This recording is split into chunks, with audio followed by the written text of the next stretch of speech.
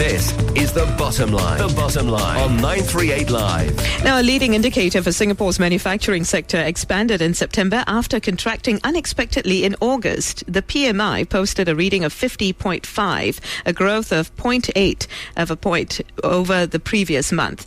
A reading above 50, of course, signals expansion, and one below that represents contraction. For an analysis of this as well as the regional performance, we now are joined by Vishnu Varathan. He's senior economist at Mizuho Bank. Vishnu, what do you think the reason was behind the pickup in September's manufacturing PMI? Part of it was due to the unexpected contraction in August, whereas on a trend basis, Singapore's manufacturing recovery is pretty much in line with the region, which is a bumpy recovery, not a solid one yet.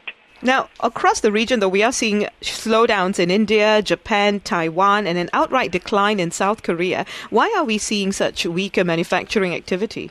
For one, I think the overall manufacturing PMIs tend to be a bit volatile. But over and above that, we have seen a bit of a pullback in Eurozone growth. Japan is also slowing, and China has a few bumps along the way. So these all feed into the global picture. Now, the electronics sector, though, recorded a growth of 51.9. This is the 20th consecutive month of expansion. What's your assessment of this sector? Cautiously optimistic. There is some recovery that's taking place, but it's still at pretty low levels, and it's a segmented sector. So semiconductors are doing better than the hardware.